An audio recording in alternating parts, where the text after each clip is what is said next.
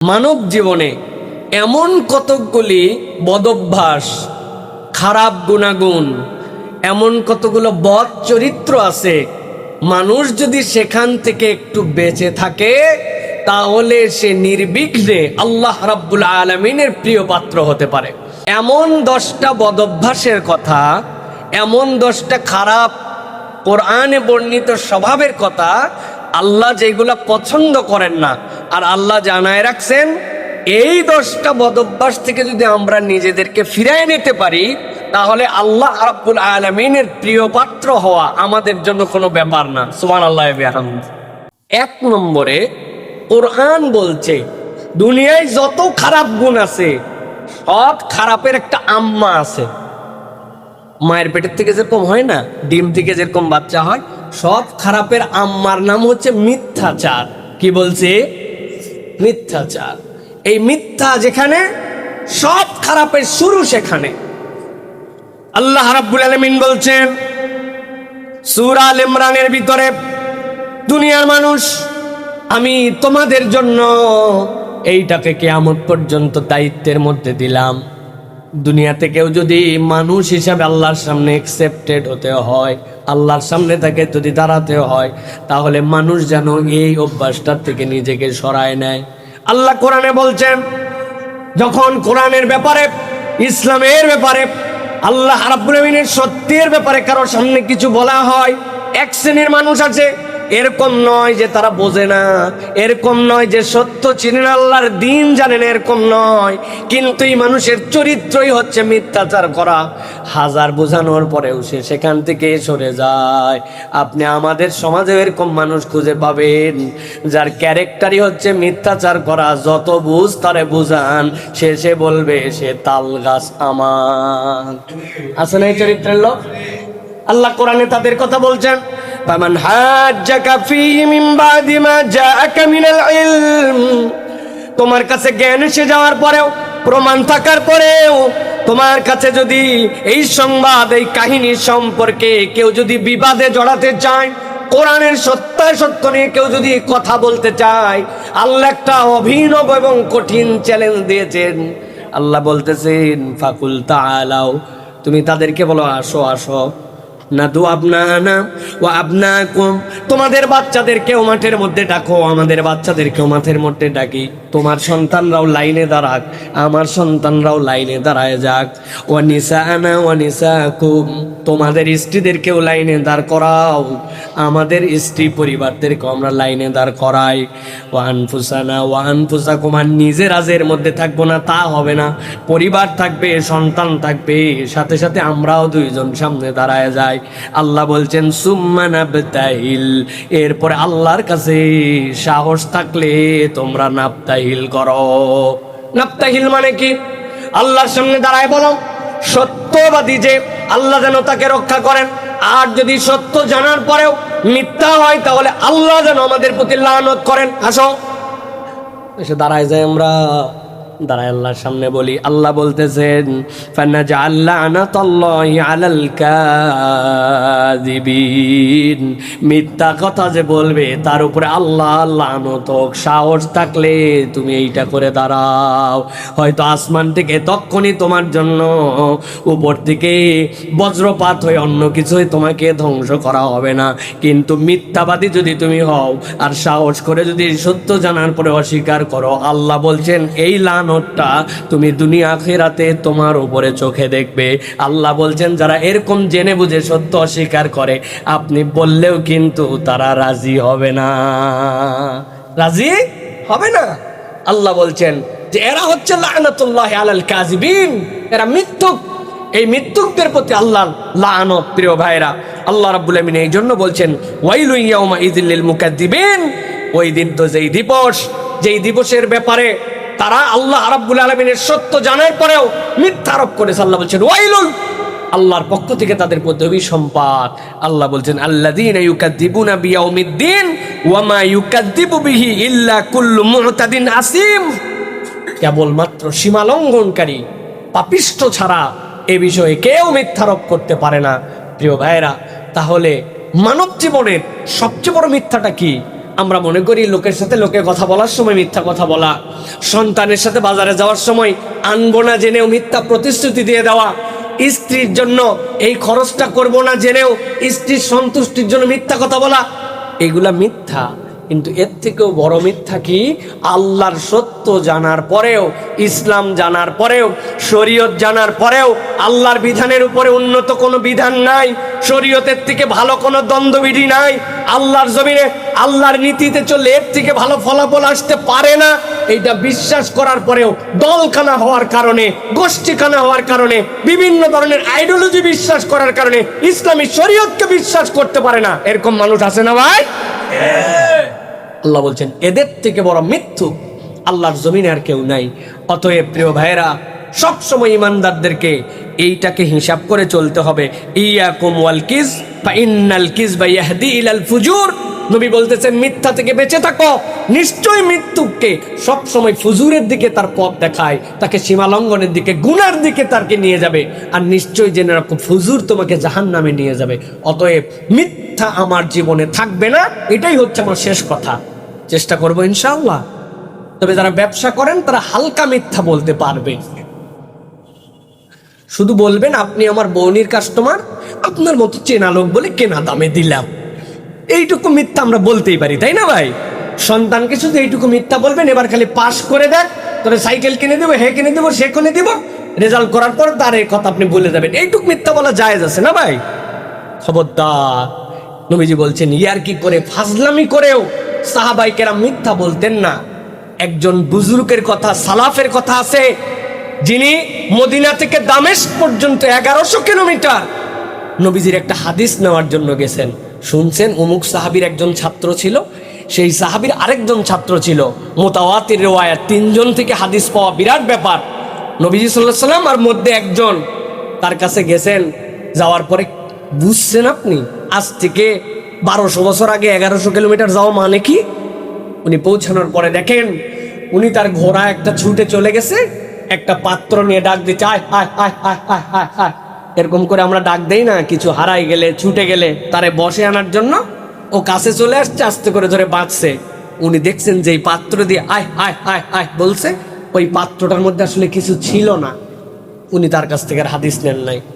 এটা তেমন কোনো গুনাহ না, তেমন কোনো বিষয় না, কিন্তু উনি দেখছেন যে একটা পশুকে তিনি কিছু দিয়ে ডাকতে পারতেন, কিন্তু তার হয়তো কিছু ছিল না, কিন্তু সেটা ছুটে যাচ্ছে, ডেকেছেন, ধোকার মতো মনে হয়েছে যেই লোক তার পশুকে এরকম ধোকা দিতে পারে তার কাছ থেকে আমি হাদিস নিব না।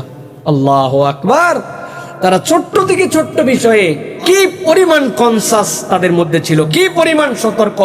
মিথ্যা কথা বলা, মিথ্যার সাথে সম্পৃক্ত হওয়া, বান্দা যদি হিম্মত করে এখান থেকে ফিরতে পারে, আল্লাহ রাব্বুল আলামিন সাময়িক তার জীবনে হয়তো দেখা যাবে বিপদ বিপদ ভাব, কিন্তু আল্লাহ রাব্বুল আলামিন তাকে নাজাতের পথ দেখায় দেবেন। সুবহানাল্লাহ। অতএব মিথ্যার সাথে আমার কোনো যোগাযোগ থাকবে? মিথ্যা কথা বলা যাবে? মিথ্যার পক্ষে থাকা যাবে? মিথ্যা সাক্ষী দেওয়া যাবে? যারা মিথ্যা কথা বলে তাদের দল পক্ষ নেওয়া যাবে তো না? তবে একটা মিথ্যা, এটা আমাদের একটুখানি মেনে নিতেই হবে। যখন আপনার সামনে ভোট চাওয়ার জন্য আসবে, তখন আপনার এত বড় একটা ফিরিস্তি দেখায় বলবে অতীতের সবগুলা মাফ করে দিয়েন, আগামীতে ইনশাআল্লাহ।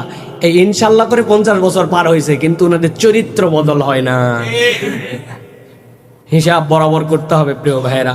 কোনো মিথ্যার সাথে, মিথ্যা প্রতিশ্রুতির সাথে ইমানদারের চরিত্র কি হবে জানেন? বলবেন হুজুর এই কথা বলার কারণ কি? ইমানদার এক গর্ত থেকে 2 বার কখনো দংশিত হবে না। নবীজি বলছেন ইমানদার এত সতর্ক যে এক গর্ত থেকে তাকে 2 বার ফোঁস মারবে, এত সোজা না। ও চিনে ফেলছে গর্ত। আপনি আমি গর্ত না চিনার কারণে আজ পর্যন্ত আমাদের এই ভাগ্যের পস্তানি। তাহলে এটা গেল 1 নম্বর। 2 নম্বর আল কোরআনের ঘোষণা, বদ অভ্যাস যেটা, যেখান থেকে আপনাকে আমাকে বাঁচতে হবে, সেইটা হচ্ছে কারো বদনাম করা, গীবত করা এবং অপবাদ দেওয়া। কোনো বান্দা যদি মিথ্যার পরে তার জীবন থেকে গীবত, বদনাম আর অপবাদ দূর করে দেয়, আল্লাহ বলতেছেন সে আল্লাহর ওলি হওয়ার পথে আগায়া যায়। কুরআনুল কারীম আমাদেরকে বলছে, সূরা হুজুরাত 49 নম্বর সূরা, ইসলামের সবচেয়ে সামাজিক বিধিবিধান দেওয়া সূরাগুলোর মধ্যে একটা সূরা হচ্ছে হুজুরাত, আরেকটা হচ্ছে জুমআ। আরেকটা সূরা নিসা। এইগুলার মধ্যে আল্লাহ বিধিবিধান দিয়েছেন আপনার আমার জন্য।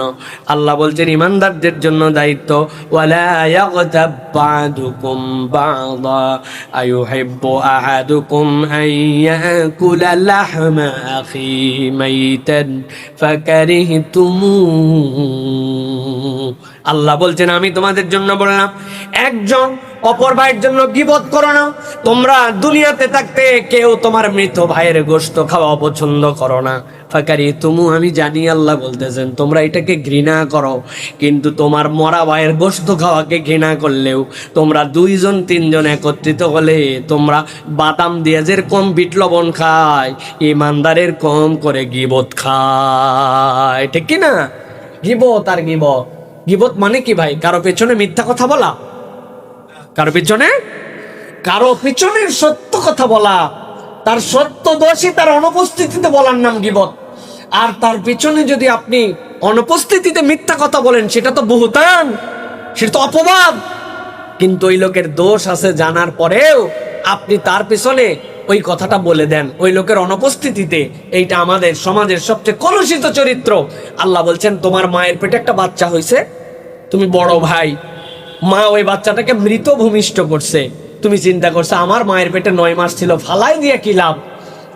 বাড়িতে অনেকদিন ধরে গোস্তর আয়োজন নাই, মায়ের পেটের ওই বাচ্চাকে তুমি টুকরা টুকরা করে ভুনা করে খাবা, এটা তোমার কল্পনাতেও নিতে পারো না।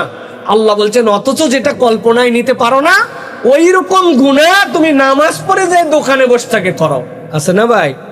আমার যত ওয়াজ শুনবেন, এই ওয়াজ আমার ওয়াজের মধ্যে থাকবেই থাকবে, কারণ আমি আল্লাহর সাথে কিছু টার্গেট নিয়ে কথা বলি। ওইটা আপনার শোনা জিনিস, আবার বলি, শোনাতে শোনাতে শোনাতে আপনার কলিজা সেন্ডা করে দাও আমার টার্গেট। এই জন্য আমি প্রত্যেক আলোচনায় কথা বলি। মুরব্বীরা গীবত করে, ডানে একজন বসে, বামে একজন, আর মধ্যে যেটা বসে উনি গীবত কমিটির ক্যাশিয়ার, মানে ওই দিন চায়ের বিলটা উনি দিবে। ডানের লোক গীবত করতেছে, জানিস আমাদের বাড়ির ধারে যে প্রবাসে চলে গেছে ওর বইয়ের কি অবস্থা? উনার বইয়ের সমালোচনা হচ্ছে, পাশের জন বলছে রাত মানুষের বউ নিয়ে কথা বলে, ইমাম সাহেবের অবস্থাই তো তুই জানিস না। উনি ইমাম সাহেবের দোষ বয়ান করতেছে। থাকতে পারে ইমাম সাহেবের দোষ, থাকতে পারে তার দোষ, কিন্তু তার অনুপস্থিতিতে আপনি চায়ে খাচ্ছেন, আসরের নামাজ পড়ে আর এই গীবত করতেছেন। মধ্যে যিনি বসে আছেন উনি খুব শরীফ মানুষ, ভদ্রলোক, উনি অনেকক্ষণ পরে বলছে যে বাবারে এগুলা কথা রাখ, এগুলা কথা বলতে হয় না, তবে না বলেও পারি না, আল্লাহ মাফ করুক। কথা ঠিক, তোরা যে 2 জন বলছিস কথা ভুল না, তবে এগুলা কথা বলা উচিত না, আল্লাহ মাফ করুক, কথা ঠিক। বলেন থেকে গীবত করা বাদ রাখলো? এই জন্য এর নাম দিয়েছি আমি ক্যাশিয়ার। উনি খরচ করে, কম কথা বলে, কিন্তু একটা আদর্শ সলিউশন দেয়। এরকম গীবত আমাদের আছে কিনা ভাই?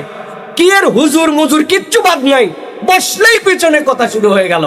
আল্লাহ বলছেন তুই মরা ভাইয়ের গোস্ত খাইতে চাস না, আর এরকম গুনাহ করে সারাদিনের আমল তুই বরবাদ করে দেশ। শয়তানের সবচেয়ে বড় ইমানদারদের সাথে অস্ত্রের নাম গীবত করানো, অপবাদ দেওয়া, পেছনে আপনার জন্য এরকম করে কথাবার্তা বলা, বদনামি করানো, এটা ইমানদারের চরিত্র হবে না। এখান থেকে আমাদেরকে বাঁচতে হবে। নবীজি এমন কথা বলেছেন, আল গীবাতু আশাদ্দু মিনাজ জিনা। সহিহুল জামের মধ্যে হাদিস আসছে, জিনার থেকেও গীবত খারাপ। কিভাবে? জেনা করছেন ওই ব্যক্তির সাথে, ব্যক্তির গুনাহ হয়ে গেছে, কবিরা হয়ে গেছে, ব্যক্তি ক্ষতিগ্রস্ত হয়েছে 1 to 1, তৃতীয় কেউ নাই। কিন্তু আপনি যখন গীবত করেন, তার ব্যাপারে সমাজের মধ্যে খারাপ ধারণা তৈরি হয়, তার ব্যাপারে অন্য ধরনের মনের মধ্যে ওয়াসওয়াসা তৈরি হয়, তাকে নিয়ে সমাজের মধ্যে একটা ভিন্ন রকম পরিবেশ তৈরি হয়, সমাজটা তখন নষ্ট হতে শুরু করে।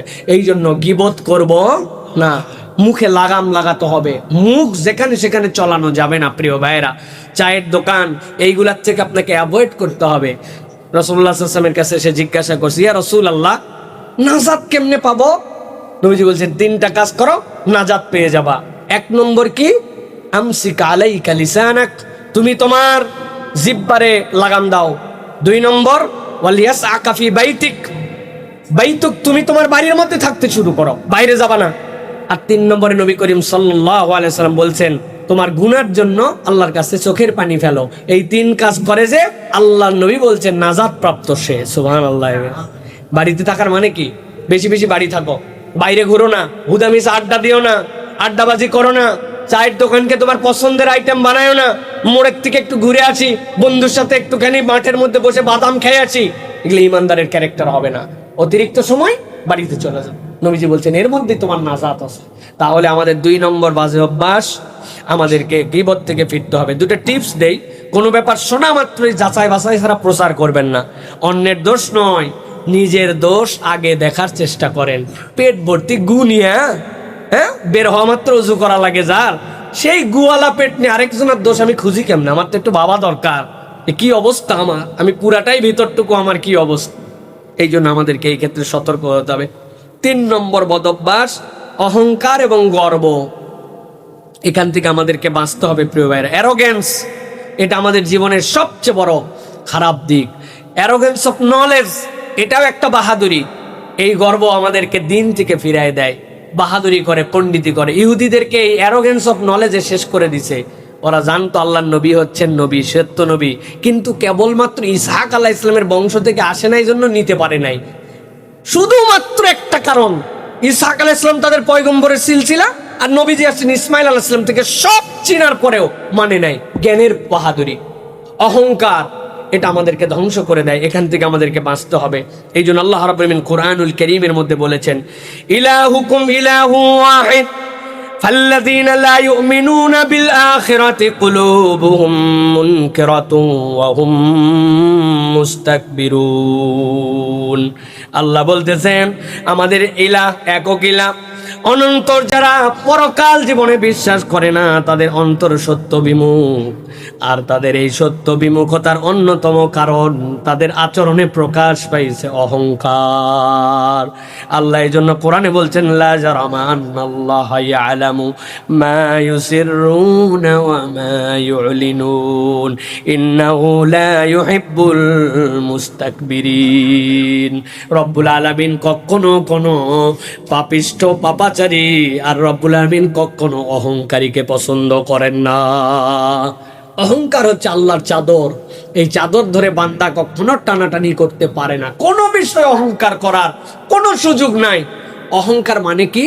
2টা শব্দ আল্লাহ নবী বলেছেন, একটা হচ্ছে সত্যকে জেনে বুঝে অস্বীকার করা, আর অন্যকে নিজের তুলনায় ছোট মনে করা।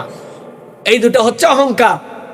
অন্যকে নিজের তুলনায় ছোট মনে করা, সত্যকে জেনে বুঝে অস্বীকার করা, এই দুটো অহংকার। নতুন জামা পরবো না, সুন্দর কোটি লাগাবো না, একটা সুন্দর জুতা কিনবো না, কিনো সাহাবী কিনো, সুন্দর জামা পরো, গেট আপ সেট আপ সুন্দর করে চলো, কিন্তু ভেবো না যে আমি যা বাকিরা কিচ্ছু না। এই তুলনা করলে তুমি শেষ। ইন্নাল্লাহা জামিল ইউহিব্বুল জামাল। সুন্দর পোশাক পরো, সুন্দর জুতা পরো, সুন্দর খাও, সমস্যা নাই, কিন্তু কখনো যেন অন্যকে নিজের তুলনায় ছোট মনে করো না। কি পরে এগুলা সব, কি সব লো বাজেটের জিনিসপত্র, আমি যেটা কিনছি অমুক ব্র্যান্ড তমুক ব্র্যান্ড, ভিতরে খালি কসলায় বলার জন্য। ওরা জিজ্ঞাসা খালি দেখে বলছে, বাহ জামাটা তো সুন্দর, বলছে ওরে ভাই 2700 টাকা গজ, কোটিটা তো দারুণ।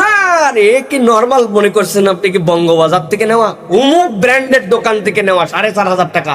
ওর কেউ দামও শুনতে চায় নাই, কিছু বলে নাই, কিন্তু অন্যের তুলনায় নিজেকে তুলে ধরা, এটার নাম কি? আল্লাহ বলতেছেন এটা আল্লাহ পছন্দ করেন না। এখান থেকে তুমি নিজেকে হেফাজত করো। আমাদেরকে নবী করিম সাল্লাল্লাহু আলাইহি ওয়াসাল্লাম বলছেন, লা ইয়াদখুলুল জান্নাতা মান কানা ফি কলবিহি মিসকালা যাররাতিন মিন কিবর। যার অন্তরের মধ্যে একটা জাররা পরিমাণ অহংকার থাকবে, আল্লাহ তারা জান্নাতে ঢুকাবেন না। বড় ভয়ঙ্কর কথা ভাই, বড় ভয়ঙ্কর কথা। আমাদের বিভিন্ন কিছুতে অহংকার চলে আসে। আমি একটু ভালো ওয়াজ করতে পারি, আমার ভাবের কোনো শেষ নাই। আমার চেহারাটা আল্লাহ এরকম দিছে, আমার ভাবের, আমার পরিবারটা এমন, আমার বাপ এই চাকরি করে, এই ব্যবসা করে, আমার অমুক গাড়ি। এই যে আমার অহংকার, কি করব ভাই? মরলে সবার জন্য 3.5 হাত, যার হাতে তার 3.5 হাত, তাই না ভাই? আর কোনো জায়গা নাই, মাটি সবগুলো আমাদেরকে ভক্ষণ করে ফেলবে। তাহলে আমি অহংকারটা কেন দেখাই? যেটা আল্লাহ নিষেধ করছেন আমি অহংকার দেখাতে পারবো না। মানুষ যখন বিনয়ী হয়, আয়েশা সিদ্দিকা রাদিয়াল্লাহু তাআলা বলছেন, মানুষ যদি বিনয়ী আর নম্রতার গুণ পায়, এই দুনিয়ার অর্ধেক আল্লাহ তারে দিয়েছে। নম্র মানুষকে আল্লাহ দুনিয়ার অর্ধেক দিয়ে দিচ্ছেন তাকে। সুবহানাল্লাহ। প্রিয় ভাইরা, অতএব আমাদেরকে অহংকার করা যাবে না। এটা গেল কয় নম্বর?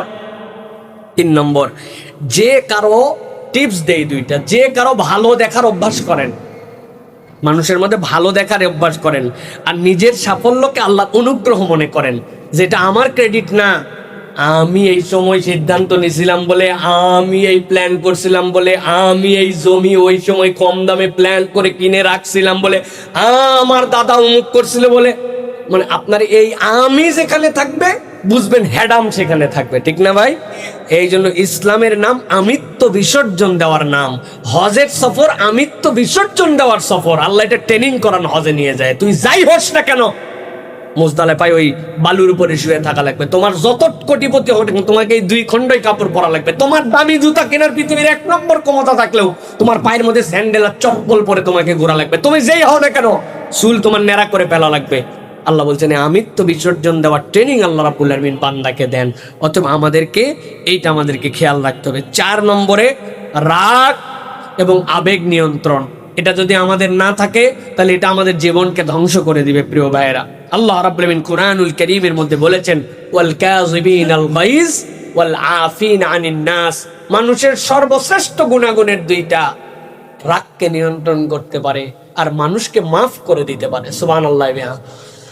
আল্লাহ রাব্বুল আলামিন বলছেন ওয়ালা ইয়াতালি উলুল ফাদলি মিনকুম ওয়াসসা أن يؤتوا أولي القربى والمساكين والمهاجرين في سبيل الله وليعفوا وليصفحوا ألا تحبون أن يغفر الله لكم والله غفور رحيم। দীর্ঘ ঘটনা আছে আবু বকর সিদ্দিক রাদিয়াল্লাহু তাআলার জীবন থেকে। আবু বকর সিদ্দিক রাদিয়াল্লাহু তাআলা একজন মুহাজির ছিলেন, যার বাড়ির খরচ চালাতেন। তার নাম ছিল হযরতে মিস্তাহ। ওই মিস্তাহ রাদিয়াল্লাহু তাআলা পরিবার আবু বকর রাদিয়াল্লাহু তাআলা একদিন বাজার না করে দিলে চলার মতো ক্ষমতা ছিল না। কিন্তু যখন আয়েশা সিদ্দিকা রাদিয়াল্লাহু তাআলা আনহার পরে অভিযোগ দেওয়া হলো যে যুদ্ধ থেকে আসার সময় উটের থেকে তার গলার মালা হারাই গেছে, খুঁজতে গেছেন, এমন সময় উট চলে আসছে, বুঝতেই পারে নাই হাওদার ভিতরে উম্মাতুল মুমিনিন নাই। মুনাফিকরা খবর ছড়ায় দিছে আয়েশা রাদিয়াল্লাহু তাআলার চরিত্র নষ্ট হয়ে গেছে। নাউজুবিল্লাহ। মুনাফিকদের চরিত্রই তো এইটা। কিন্তু আবু বকর যার সংসার চলান, সেই সাহাবীদের মধ্যে মিস্তাহ রাদিয়াল্লাহু তাআলা পর্যন্ত ওই মুনাফিকের দলের মধ্যে ঢুকে গেছেন। আবু বকর রাগ করে বলছেন আমি বাজার না করলে তোমার সংসার চলে না। দুনিয়ার সবাই বিপক্ষ যেতে পারে, কিন্তু আমার মেয়ের বিপক্ষে তুমি গেছো। তোমার কোনো ক্ষমাও নাই, তোমার সাথে কোনো কথাও নাই। তোমার এই অনুগ্রহ এতদিন যে করছে এগুলার সব বাদ। আল্লাহ বলতেছেন দীর্ঘ ঘটনা, আবু বকর রাদিয়াল্লাহু তাআলা কে আপনার মেয়ের সাথে এই কথা বলছে বলে একজন মুহাজির, একজন মুমিন হিসাবে আপনি এটা করতে পারেন না। আপনি ভাবেন তো আপনার মেয়ের চরিত্র নিয়েও কেউ খোঁটা দেয়, আবার তার পরিবারের প্রতি আপনার অনুগ্রহ আছে, আপনার ফিলিংস কেমন হবে? আবু বকর রাদিয়াল্লাহু তাআলা মানবীয় ফিলিংস এইটা বলেছেন। আল্লাহ রাব্বুল আলামিন সাথে সাথে আয়াত অবতীর্ণ করেছেন ওয়ালিয়াফু ওয়ালিয়াসফাহু। ও আবু বকর, আপনার দায়িত্ব হচ্ছে তাকে ক্ষমা করে দেওয়া আর তাকে উপেক্ষা করা। যেহেতু সে ইমানদার মুহাজির, একটা ভুল করে ফেলছে বলে আপনি এত কঠোর হতে পারেন না। আল্লাহ শেষে বলেছেন আলা তুহিব্বুনা ইয়াগফিরাল্লাহু লাকুম ওয়াল্লাহু গফুরুর রহিম।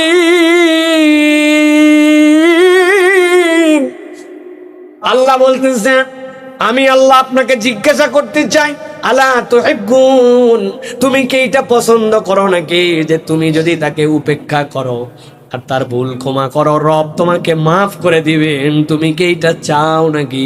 তার মানে বান্দা যখন মানুষের ভুলগুলাকে উপেক্ষা করে ফেলে, মানুষকে ক্ষমা করে দেয়, মানুষের উপরে রাগ করে না, আল্লাহ তাকে মাফ করে দেন। সুবহানাল্লাহ। তা আল্লাহর ক্ষমা পাওয়ার দরকার আছে না আমাদের? যদি আল্লাহর কাছে আচ্ছা, এরকম মানুষ তো থাকতেই পারে যার কোনো ভুল নাই, একবারে কোনো গুনাহ খাতা নাই, তার কথা আলাদা। আর যাদের গুনাহ খাতা আছে তাদের জন্য এটা লাগবে। এখন আমাদের গুনাহ খাতা আছে না নাই ভাই? আর কাদের একবারে নাই হাত তোলেন, আমরা তার সাথে দেখা সাক্ষাৎ পরে করলাম, আমরা দোয়া নিলাম তার, এরকম কেউ নাই ভাই। আল্লাহর নবী পয়গম্বররা ছাড়া কেউ নাই, সকলের আছে। আল্লাহ এই জন্য বলছেন রাগ আবেগ নিয়ন্ত্রণ করো। আবেগ থাকলেই দেখবেন সেই জায়গাতে জেদ বেড়ে যায়, জিদ বাড়লে রাগ চলে আসে। আমার ওস্তাদ আব্দুল্লাহ জাহাঙ্গীর রাহিমাহুল্লাহ বলতেন মানুষ বলে রাগ নিয়ন্ত্রণ করা যায় না, এটা একটা মিথ্যা কথা। স্যার বলছেন এই মিথ্যা কথা। কেমনে? স্যার প্রমাণ দিছেন। ধরেন স্বামী স্ত্রীর মধ্যে সেই গন্ডগোল, বাড়িতে জাহান্নাম জাহান্নাম পরিবেশ, লাগি এখনই শেষ হয়ে যাবে, হইচই, মানে মার বাতে যা আছে, হয় না এরকম? বাড়িতে কে যেন ডাক দিছে, এই রাগের সময় দরজায় খালি ডাকই দেয় নাই, বারবার থাবা দিছে। এমন গরম, কেডারে মানে দরজার বাইরে যায় তারে পারলে একটা ঘুষি মারবে, এইরকম মুড নিয়ে খাস করে দরজা খুলছে। খুলেই দেখে এমপি সাহেব আসছে, স্থানীয় এমপি। সালাম আলাইকুম আব্দুল গফুর ভাই, কেমন? ভাই আপনি না বলে চলে আসছেন, এই দেখো দেখো দেখো এমপি সাহেব আসছে, বউ একটু চা নাস্তা দাও। উনি 100 থেকে 0 কথা বলেন। আর যদি মন্ত্রী হয় তো শুয়ে যাবে তো পায়ের নিচে সাথে সাথে, কি বললাম, একটু আগে কত ছিল মেজাজ, এখন 0। স্যার বলতেছেন মানুষ চাইলে পারে, কিন্তু পরিবেশ অনুযায়ী করে না। পরিবেশটাকে বুঝাই যে মানুষ এটা নিয়ন্ত্রণ করতে পারে। আল্লাহ নিয়ন্ত্রণহীন বললে আল্লাহ এটা দায়িত্ব দিতেন না। বল কাযিবিন আল গাইজ বলছেন আল্লাহ, রাগ নিয়ন্ত্রণ করো, তার মানে আল্লাহ ক্ষমতা দিচ্ছেন বলে শব্দ ব্যবহার করছে। আমরা বলি আমার কেমন রাগ তুই জানিস না, রাগই না তাই এলাকার লোক জানে। বাবা আপনি মন করছে রাগ করাই একটা ক্রেডিট আছে না? আবার বাচ্চা কাচ্চার সাথেও দেখবেন, আমরা অনেক সময় বাচ্চা কাচ্চাকে বলে, এই আব্বু রাগ করতে হয় না, বাবা রে রাগ করে না, সন্তানকে বলে না, 2 বার 3 বার বলছে রাগ করে না বাবা, আব্বা রাগ করে, রাগ করতে হয় না বলছে। ও বাবা, উনি নিজে আগুন হইয়া সন্তানকে নসিহত করতেছে, আছে না ভাই? আপনি কারে কি ওয়াজ করতেছেন? আপনি এই ওয়াজ কেমনে কাজ দিবে আপনার জন্য? উনি নিজেই 100 উনি রাগ, উনি মোবাইল হাতে নিছে, মোবাইল হাতে নিয়ে উনি ঠেলতেছেন, বাবা মোবাইল দেখিস না, বা পর পর পর, আপারে আর কত কত অভ্যাস ভালো কর, মোবাইল দেখিস না, রাখ বললাম মোবাইল রাখ। উনি মোবাইল স্ক্রল করে আর সন্তান মোবাইল রাখতে বলে, কাম হবে তো না? এত সহজ নয়। আল্লাহ এই জন্য বলছেন ওয়াল কাযিবিন আল গাইজ, তুমি তোমার রাগকে নিয়ন্ত্রণ করো, আবেগকে নিয়ন্ত্রণ করো, এটা তোমার বড় ভয়ঙ্কর অপরাধ। এটার থেকে আমাদেরকে বাঁচতে হবে প্রিয় ভাইরা। নবীজির কাছে একজন আসলে এসে বলে, ইয়া রাসূলুল্লাহ আমাকে একটা উপদেশ, যা বলবেন তাই মানবো। নবীজি বলছেন লা তাগদাব, আবার আরেকটা বলেন লা তাগদাব, আরেকটা বলেন ইয়া রাসূল লা তাগদাব, রাগ করো না, রাগ করো না, রাগ করো না, রাগলে তো হারলে। নবীজির নসিহত হবে এটা। সুতরাং এখান থেকে আমাদেরকে বাঁচার চেষ্টা করতে হবে প্রিয় ভাইয়েরা। এরপরে 5 নম্বরে যেটা, হ্যাঁ আচ্ছা একটা 2টা টিপস দিয়ে দেই রাগ হলে করার ক্ষেত্রে। রাগ হলে অজু করে ফেলবেন। অনেক সময় আসে না, এমন রাগ হয়েছে কেন জানি নিয়ন্ত্রণ, চপ করে অজু করে ফেলবেন, দাঁড়ায় থাকলে বসে পড়বেন, বসে থাকলে শুয়ে যাবেন। নবীজি সাল্লাল্লাহু আলাইহি ওয়াসাল্লামের নির্দেশ, একটু পানি খেয়ে ফেলবেন প্রয়োজনে, দেখবেন ইনশাআল্লাহ আল্লাহ রাগ নিয়ন্ত্রণ করা দিবে। 5 নম্বরে ঈর্ষা করা যাবে না প্রিয় ভাইরা। হিংসা এবং ঈর্ষা ভয়ঙ্কর। আল্লাহ কোরআনে বলেছেন ওয়া মিন শাররি হাসিদিন ইযা হাসাদ, এত ক্ষতি এইটা। আল্লাহ বলছেন আমার কাছে আশ্রয় চাও, হিংসুকের হিংসা থেকে আল্লাহ আপনি আমাকে হেফাজত করেন। মানুষের কেরিয়ার বরবাদ হয়ে যায়, চোখ দিয়া মানুষ শেষ করে দিতে পারে, মানুষকে হাসাদ দিয়ে শেষ করে দিতে পারে। নিজেও হিংসা করব না, কারো হিংসার শিকার যেন না হয়, এটা আমাদেরকে সবসময় মনে রাখতে হবে প্রিয় ভাইয়েরা। এই জন্য নবী করিম সাল্লাল্লাহু আলাইহি ওয়াসাল্লাম বলেছেন দাব্বা ইলাইকুম দাল উমাম, তোমাদের মধ্যে তো সেই পুরাতন আমলের রোগ ঢুকে গেছে, আগের উম্মতরা যে কারণে ধ্বংস হয়েছে। নবীজি বলছেন আল হাসাদ ওয়াল বাগদা, তোমাদের মধ্যে ঈর্ষা, তোমাদের মধ্যে রাগ, তোমাদের মধ্যে হিংসা ঢুকে গেছে। এটা তো অতীতের কমকে ধ্বংস করছে, আমার উম্মতের মধ্যেও ঢুকছে। অতএব প্রিয় ভাইরা, ঈর্ষা করা, হ্যাঁ কাউকে নিয়ে হিংসা করা, কারো একটা কল্যাণ দেখে আপনার মধ্যে জ্বলে, তাহলে বুঝবেন এটা থার্মোমিটার, আপনার ভিতরে কেমন লাগে। অমুকের ছেলেটা বিদেশে চলে গেছে, আপনারটাও চান্স নিয়েছিল, হয় নাই। অমুকেরটা গোল্ডেন এ প্লাস, আপনারটা কোন রকম পাস, ভালো লাগে কিন্তু একটু জ্বলে ভিতরে। ভিতরে যদি জ্বলে তাহলে বুঝবেন ঝামেলা আছে। আপনার মিটার এখন 101, কত 101, মানে এটা আপনাকে কন্ট্রোলের দিকে নিয়ে যেতে হবে, এটা 98 না, স্বাভাবিক নাই। অতএব প্রিয় ভাইয়েরা, আমাদেরকে এই হিংসা থেকে, ঈর্ষা থেকে আমাদেরকে হেফাজত করতে হবে। অন্যের ভালো দেখলে আপনি মাশাআল্লাহ বলেন, এটা আপনি প্র্যাকটিসের মধ্যে নেন। নিজের নিয়ামত গুলাকে গুনে দেখেন, অন্যেরটা মিলায় যখন খারাপ লাগে নিজের নিয়ামত গুনে দেখেন। আল্লাহ আমারে 2টা চোখ দিয়ে রেখেছেন, হ্যাঁ আমার দাঁত দিয়ে আল্লাহ এখন পর্যন্ত আমাকে চিবিয়ে খাওয়ার তৌফিক দান করেছেন। মেশিন ছাড়া আমাকে কান দিয়ে আল্লাহ রাব্বুল আমিন শোনান।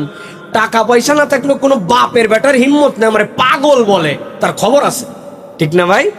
আল্লাহ আমার ব্রেন সুস্থ রেখেছেন, হ্যাঁ, আমি চলাফেরা করতে পারি। রব্বুল আলামিন আমাকে এই যে দিলেন, আপনি আপনার নিয়ামতগুলো গোনেন, নাই তো অনেক বের হয়, কিন্তু আছে কি খুঁজেই পাই না। ভাই আজকে সকাল থেকে কি পাইছেন? সকাল থেকে কি পাইলাম? আসার সময় বউয়ের সাথে ঝগড়াঝাটি হলো, বাজার করে নিয়ে গেলাম, বউ তো একটু খুশি হলো না।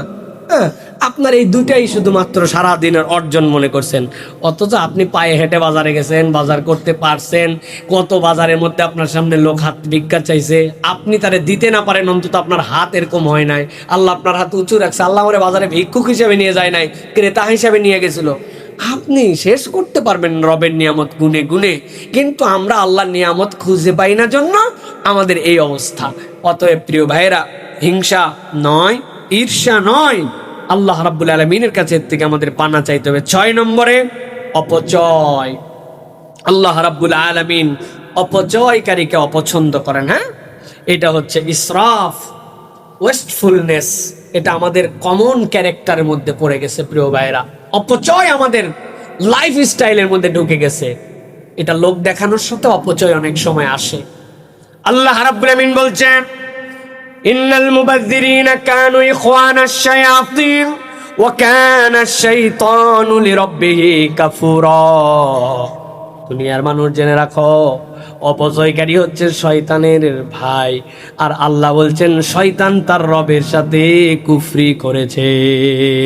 কার ভাই তুমি হচ্ছে একটু হিসাব করে চলাফেরা করো। এই জন্য যারা অপ্রয়োজনীয় কাজে অর্থ উঠায়, বিনা কারণে যারা খরচ করে, যেইটা খরচের সময় সে হিসাব করে না, ছোট থেকে বড় পর্যন্ত বিভিন্ন লেয়ার আছে, আমাদেরকে সেই ক্ষেত্রে আল্লাহ বলছেন সতর্ক হও। আমরা অজু করার সময় এত পানি খরচ করে ফেলে, যেই পানি এত খরচ করার কথা না, আমি ট্যাপটা লাগালাম কিন্তু অল্প একটুখানি বাকি রাখলাম, সারা রাত টপ টপ টপ টপ করে ফোঁটা ফোঁটা পড়ে যাচ্ছে। আমি চুলায় কেবল একটা মেসের কাঠি জ্বলানো লাগবে, ওই মেসের কাঠি জ্বলানো না লাগার কারণে ঢাকা শহরে এরকম শত শত গ্যাসের লাইন আছে, সারাদিন চুলা জ্বলে, অথচ পাক্কা ইমানদার হয়ে আছে, পাক্কা মুসলমান হয়ে আছে। রাস্তার লাইটটা একটা সুইচের অভাবে ওইটা অন অফ করে না, 24 ঘন্টা জ্বলতে থাকে। আমি মনে করছি আমার অপচয় এইটা নয়। আপনি 1 কাপ চা ফুল খেতে পারেন না, আপনি বলেন আমার জন্য অর্ধ কাপ দাও, কিন্তু আপনি 1 কাপ 2টা নষ্ট করে ফেলতেছেন। আপনি ওইটার অর্ধেক খাচ্ছেন, অর্ধেকটা লৌকিকতার মতো হয়ে যাচ্ছে। ছোট্ট থেকে বড় সব ক্ষেত্রে আমার হিসাব যদি করি, আল্লাহ বলতেছেন কোনো ক্ষেত্রে ইমানদার অপচয়কারী হবে না, ইমানদার কৃপণ হবে না, কিন্তু ইমানদার যেন অপচয় না করে। প্রত্যেকের অপচয়ের সংজ্ঞাটা আপেক্ষিক হতে পারে, আপনাকে হিসাব করে দেখতে হবে আমি কোন ক্ষেত্রে অপচয় করি। তবে মনে রাখতে হবে, অপচয় না করার নাম করে ইমানদার আবার কঞ্জুস স্বভাবেরও হবে না, কৃপণতা তার সাথে থাকবে না, কিন্তু অপচয় তার মধ্যে থেকে দূর হয়ে যাবে। এইটা আমাদেরকে খুব সিনসিয়ারলি আমাদেরকে খেয়াল করতে হবে প্রিয় ভাইরা, আমাদের মধ্যে যেন অপচয় না হয়। আল্লাহ নবী সাল্লাল্লাহু আলাইহি ওয়াসাল্লাম বলছেন, কুলু ওয়াশরাবু ওয়ালা তুসাদ্দাকু, তোমরা খাও পান করো কিন্তু অপচয় করো না। নবী করিম সাল্লাল্লাহু আলাইহি ওয়াসাল্লাম বলছেন, এই জন্য আল্লাহ রাব্বুল আলামিন এটাকে তোমাদের জন্য নিষেধ করেছেন। অথবা আমরা যেন অপচয়কারী না হয়। বিয়ে বাড়িতে আপনারা খাওয়া দাওয়া করেন তো না ভাই? বাড়ির মতোই না একটু আলাদা করে, যা আছে কপালে, বাফেট খাবার, 800 টাকায় পেট চুক্তি, যত খাইতে পারি। যাইয়ে চিন্তা করছে ½ কেজি গরু গোশত আগে নেই, এটা টাকা তোলা লাগবে না, ফালা ডাস্টবিনের মধ্যে ফালা, তাই কি একটা মুখে দেয় ফালাই দেয়, সব আইটেম নেওয়া লাগবে। আহা, বিয়ে বাড়িতে যাওয়ার পর দেখবেন এতগুলা তরকারি মরকা নিয়ে বেশিরভাগ টেবিলের বেশিরভাগ খাবার নষ্ট করে, কারণ চিন্তা করছে 500 টাকার গিফট নিয়ে আইছি, টাকা উঠান লাগবে না। এই যে লো মেন্টালিটি আমাদের কিছু মানুষের, আল্লাহ আমাদেরকে হেফাজত করুক, আল্লাহ আমাদেরকে এখান থেকে বাঁচার তৌফিক দান করুক। খবরদার খবরদার, এইটা যেন না থাকে। এটা অনেক সময় বাচ্চাদের মধ্যেও প্রভাবক হয়ে যায়, তারা না বুঝে আচরণগুলা করতে শুরু করে। আমার বাচ্চাদের এরকম একটা মজার এরকম অভিজ্ঞতা আছে। আমার একবার এক হোটেলে ছিলাম, তো হোটেলে যেই সময় গেছে আর যেই সময় বের হয়েছে ফুল টাইমই হয় নাই। দুপুর 12টায় ঢোকার কথা, পরের দিন 12টায় বের হওয়ার কথা। গেছি এশার নামাজের পর, পরের দিন দুপুরের পর বের হয়ে যাব। আমার মেয়ে দেখি যত ফ্যান লাইট আলো সবগুলা জ্বালাই দিছে। বললাম বাবা ঘটনা কি রে? বলছে বাবা তুমি কত টাকা দিয়ে হোটেল বুক দিছো, টাকাটা উঠাচ্ছি। ছোট মানুষ তো, পরে আরো বুঝালাম যে মা এমনি তো টাকা উঠান যায় না, এটা তো হোটেলের কিনতেছে হোটেল বিদ্যুৎ, কিন্তু এই বিদ্যুৎ তো কোথাও থেকে না আমাদের জন্য আসতেছে। আমরা যদি ওয়েস্ট না করি এটা কোথাও কাজে লাগতে পারে, আর আমরা খরচ করলে এটা টানাটানি পড়তে পারে। তাহলে এটা তুমি তো টাকা তুলতে পারলে না, এটা ডবল ক্ষতি হলো। টাকা তো দিলেই এদিকেও তুমি ক্ষতি করলে, ব্যালেন্স তুমি করতে পারলে না। এই যে বাচ্চার মধ্যে বুঝ দেওয়া, যে এই বুঝের কারণে সে পরিবর্তন হবে। মা বাবা তুমি এটা করতে পারো না, তোমার এইটা আছে, তুমি এইটাকে নিয়ন্ত্রণ করো। এই জন্য আমার আব্বা সবসময় একটা কথা আমাদেরকে বলতেন, সন্তানদেরকে অভাব দেখায় বড় করতে হয়। বুঝছেন না? একটু অভাব, একটু অপ্রাপ্তি সন্তানদের জীবনে রাখতে হয়। সব পাইয়ে গেছে, ওর চাহিদার কোনো শেষ নাই, চাওয়ার আগে পায়। জামা থাকলে আরেকটা, এটা থাকলে আরেকটা, যা চাই যখন চাই। ন মাঝে মাঝে স্ট্রিক হতে হবে, না এটা তুমি পাবা না। ও যেন অভাবের জিনিসটা বোঝে, যে না প্রাপ্তির যে মনের তাড়না।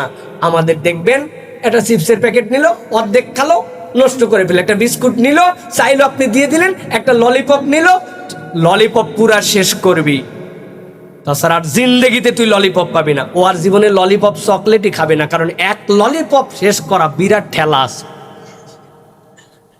বিরাট ঠেলা আছে। কামড়ায় খা, ললিপপ অর্ধেক চুষে তুমি ফেলায় দাও, 5 টাকা, তাই কি? এই যে তার মধ্যে বোধ ঢুকানো। এখন আমরা বাপ মা এমন হয়ে গেছি, মানে এত আদর, আদরের ঠেলা এটা বান্দর হয়ে গেছে একবারে। সব সময় আদর নয়, আদরের সাথে মিশানো শাসন লাগবে আমাদের বাচ্চাদের জন্য। অভাব দিয়ে বড় করেন বাচ্চা কাচ্চাকে, একটু সব দিয়ে দিয়েন না। আল্লাহ সামর্থ্য দিলেও সব দিয়েন না বাচ্চা কাচ্চার মধ্যে।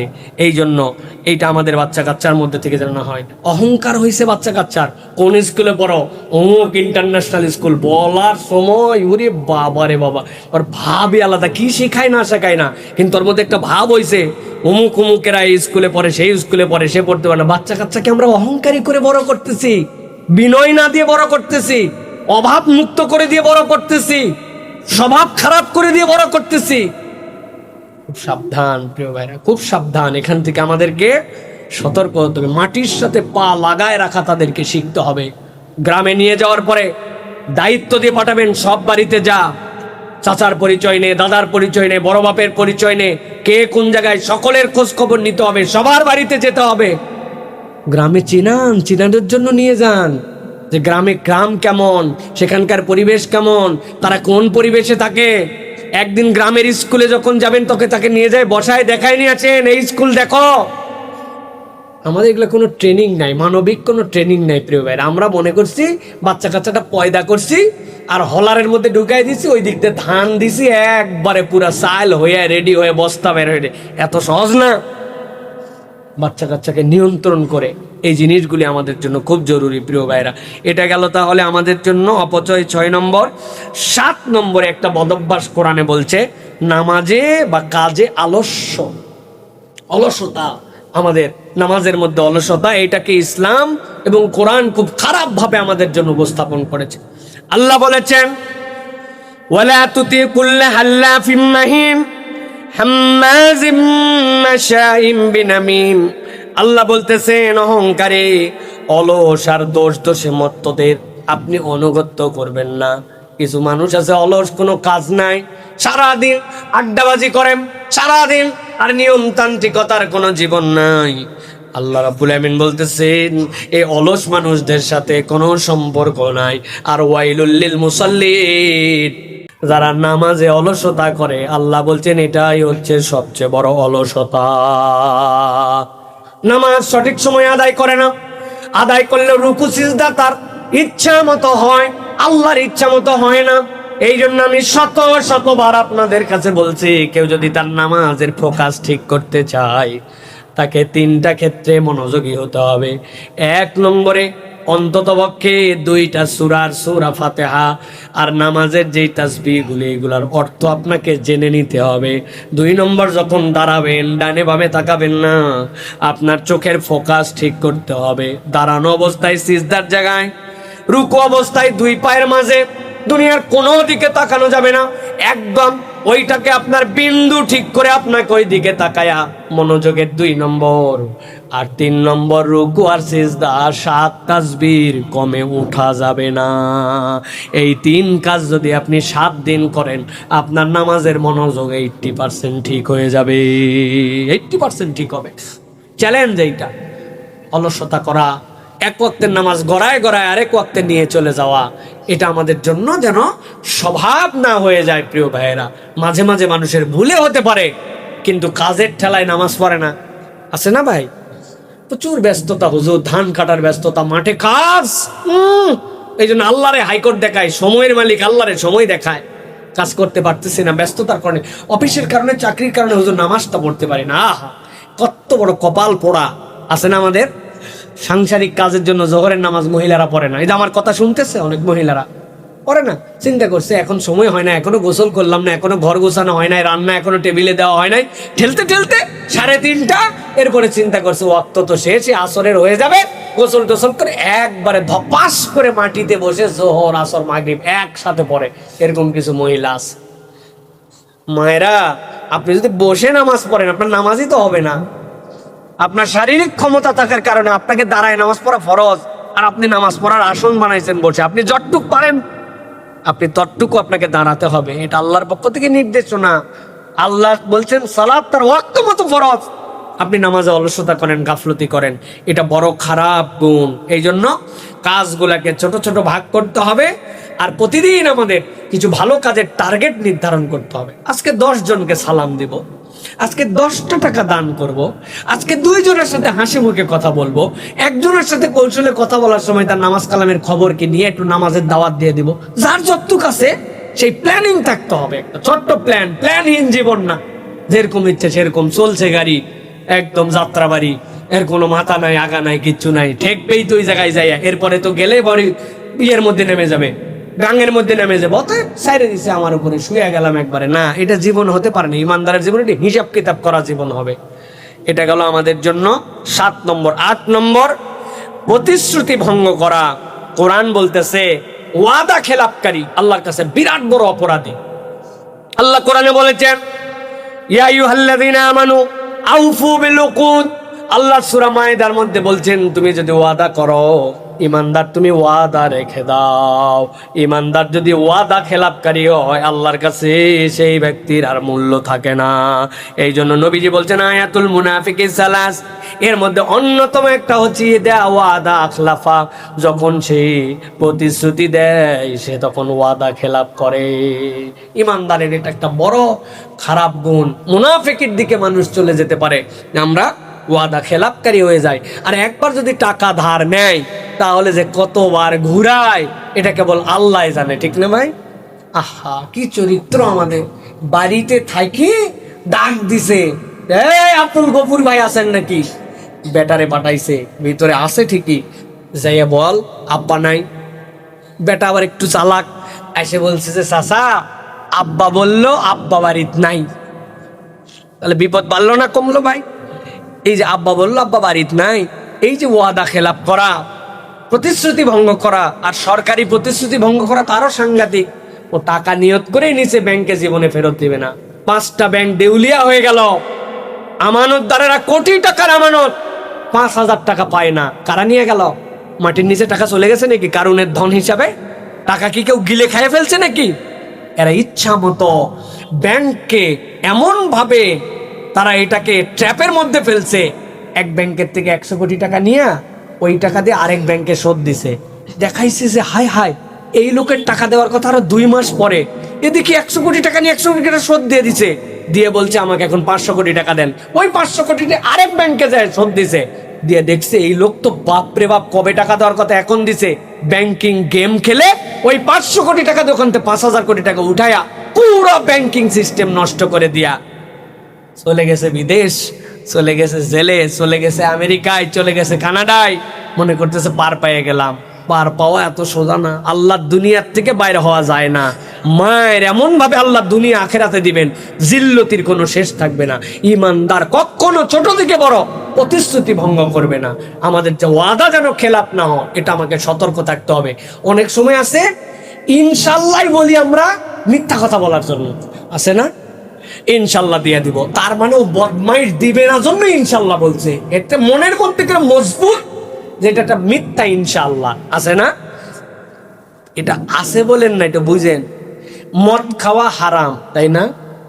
বুঝেন, মদ খাওয়া বিসমিল্লাহ বলে খাওয়া কুফরি, হারাম আবার কি কুফরি। মদ খেলে ঈমান চলে যায় না, তওবা করলে আল্লাহ মাফ করে, কিন্তু বিসমিল্লাহ বলে আপনি যদি ওইটাকে হেকার করেন আপনার ঈমান চলে যাবে, আপনি কাফের হয়ে যাবেন।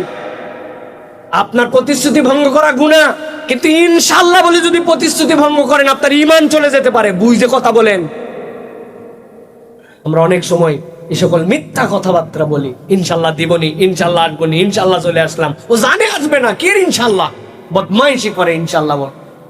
ওই আছেন হয় আমি তো গুলিস্তান পার হচ্ছি ভাই, জিপিওর কাছাকাছি আমি বসে আছি, পুরাপুরি পাটুরিয়া ঘাটের মধ্যে ফেরির উপরে, দেখি ফেরির উপরে থেকে মুরব্বী বলতেছে পার হয়েছি গুলিস্তান, জিপিওর কাছাকাছি। আমি বললাম চাচা, ও চাচা জায়গা ভুল হচ্ছে, জায়গার নাম জানি না। থাম থাম, বলতেছে আমি তো চিনি রে বাবা, কিন্তু টাকা পাবে তো ওই জন্য বলতেছি, তাছাড়া রাগ করবে। মুরব্বী মানুষ দাঁড়িয়ে আছে মুখের মধ্যে, চিন্তা করছেন আপনি? বড় বাজে অভ্যাস, যেটা পারবো না ওয়াদা দিব না।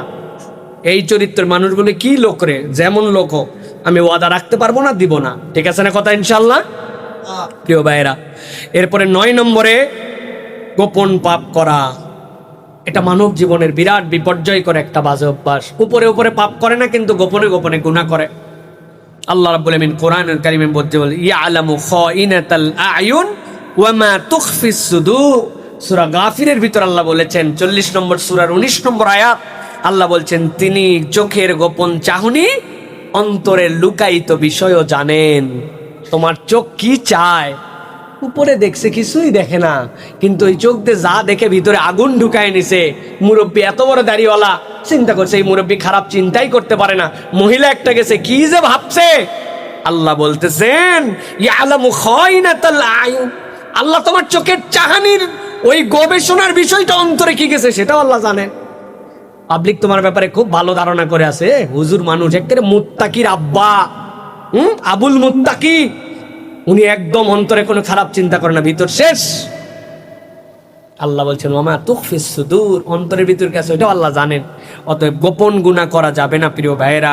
হ্যাঁ, অনেক পাহাড় সম সওয়াব নবীজি বলছেন অনেকে আসবে, কিন্তু গোপন পাপের কারণে সব উড়ে যাবে। আল্লাহ বলছেন আল্লাহ নবী বলছেন আমসালু জাবাল ফায়াজআলু আল্লাহু হাবাম মানসুরা। পাহাড় সমান সওয়াব নিয়ে আসছে, আল্লাহ বলছেন হাবাম মানসুরা, উড়াই দিবেন, কিচ্ছু থাকবে না। বাথরুমে গুনাহ, গোপনে গুনাহ, একাই গুনাহ, ডিভাইসে গুনাহ, নিজের ঘরে গুনাহ, কেউ জানে না। এরকম গুনাহ আছে না ভাই? হিসাব করে এখান থেকে বাদ দিয়ে দিতে হবে, এখান থেকে বাঁচতে হবে। সর্বশেষ যে পয়েন্ট কোরআন আমাদেরকে বলছে, রাসূল সাল্লাল্লাহু আলাইহি ওয়াসাল্লামের সুন্নাহ ত্যাগ। এটা একটা ভয়ঙ্করতম ব্যারাম, এটা একটা খারাপ অভ্যাস। আল্লাহ হাসরের মধ্যে বলছেন, সূরা হাসর 59 নম্বর সূরার 7 নম্বর আয়াত, এমন কোন জুমা নাই আয়াত তেলাওয়াত করা হয় না মা তাকুমুর রাসূলু ফাখুযুহু ওয়া মা নাহাকুম আনহু ফান্তাহু। তোমার নবী যা নিয়ে আসছেন তুমি গ্রহণ করে নাও, যা মানা করেছেন সেখান থেকে ফেরত দিয়ে দাও, নিজেকে সেখান থেকে দূরে রেখে দাও। এর মানে ইত্তেবায়ে সুন্নাত দরকার, আর আল্লাহ নবীর বিরোধিতা বন্ধ করা দরকার। আমি অনেক সময় মুমিন মুসলিম পরিচয় দেই, কিন্তু আমার মধ্যে আসার সুন্নাত নাই। সুন্নতকে আমি অ্যাভয়েড করি। সুন্নতকে অ্যাভয়েড করা নিজের জীবনে বিপর্যয় ডেকে আনা। ফরজ নামাজ খালি পড়ে চলে যায়, হয়ে গেছে হয়তো, কিন্তু আপনি নফল সুন্নত পাত্তাই দেন না। সময় থাকার পরেও সুন্নতে মুআক্কাদা না পড়ে দৌড়ায় মুসল্লি চলে যায়। হ্যাঁ, জোহরের আগে পরে সালাত আছে, ফজরের আগে সালাত আছে, গোনেই না। এটা সুন্নাত, মুখে দাঁড়িয়ে রাখার কথা বলা হয়, মিলাই না, এটার সাথে কোনো তার সম্পর্কই নাই। হ্যাঁ, নবী করিম সাল্লাল্লাহু আলাইহি ওয়াসাল্লামের অজস্র সুন্নাত আছে যেগুলো আমার পালনের ক্ষেত্রে কোনো আগ্রহই নাই। এই জুমার দিনে আছে তাও সুন্নত পালন করে আছে না। একটু গোসল করে আসি, হালকা একটু তেলের ছোঁয়া দিয়ে আসি, গায়ে সুগন্ধি লাগাই আসি, ফ্রেশ জামা পরে আসি, সুযোগ থাকলে সুরমা পরে আসি, সুযোগ থাকলে হেঁটে আসি। না, আমার মধ্যে এরকম কোনো আবেগই নাই, একটা সুগন্ধি লাগানোর মতো মানসিকতা নাই, একটা মেসওয়াক পকেটে রাখবো এইটুকু টেন্ডেন্সি আমার হলো না। কেমনে হলো তাহলে ভাই? সুন্নাত আমাদেরকে গ্রহণ করার জন্য চেষ্টা করতে হবে প্রিয় ভাইরা। এই জন্য নবীজি বলছেন, তারাকতু ফিকুম মা ইন তামাসসাকতুম বিহি লান তাদিল্লু বাদি কিতাবাল্লাহ ওয়া সুন্নতি। এই দুটা জিনিস রেখে গেলাম, এটা ধরে রাখতে পারলে তোমরা বেঁচে গেলা, আল্লাহর কিতাব আর আমার সুন্নাত। নবীজির সুন্নাতের মধ্যে আমাদের মুক্তি আছে।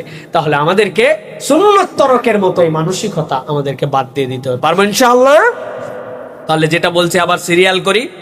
1 নম্বরে আপনাদের জন্য বলেছি মিথ্যাচার, 2 নম্বরে হচ্ছে বদনাম এবং গীবত থেকে বাঁচা, 3 নম্বরে বলেছি অহংকার, 4 নম্বরে রাগ নিয়ন্ত্রণের কথা বলেছি, 5 নম্বরে গীবত, 6 নম্বরে অপচয়, 7 নম্বরে নামাজ এবং কাজে আলস্য, এখান থেকে 8 নম্বর প্রতিশ্রুতি ভঙ্গ, 9 নম্বরে হিডেন সিন, গোপন পাপ, এখান থেকে আমাকে বাঁচতে হবে। বাহিরে আমি সুফি সদরুদ্দি, কিন্তু ভিতরে আমার গোপন পাপ আছে। বাইরে বোরকা পরে বের হচ্ছি মহিলা, কিন্তু বাড়ির ভিতরে টিভিতে যা দেখতেছি, যে নাটক মোবাইলে দেখতেছি, যে ইন্ডিয়ান সিরিয়াল দেখতেছি আমি, আহা, ওইটার সাথে ইসলামের দূরতম সম্পর্ক নেই, গোপন পাপ। বাহিরে পর্দা পুশিদা মুত্তাকি মুসলমান, এখান থেকে বাঁচতে পার। 6 নম্বর রাসূল সাল্লাল্লাহু আলাইহি ওয়াসাল্লামের সুন্নাহ পরিত্যাগ করা। আমরা যদি আমলগুলা আমাদের জীবন থেকে দূরে সরাতে পারি, ইনশাআল্লাহ আল্লাহ রাব্বুল আলামিন আমাদের জন্য বারাকাপূর্ণ জীবন দান করবেন। আমরা নিজে জানি, অন্যকে জানাই, আমল করার জন্য চেষ্টা করি। ওয়া মা আলাইনা ইল্লাল বালাগ।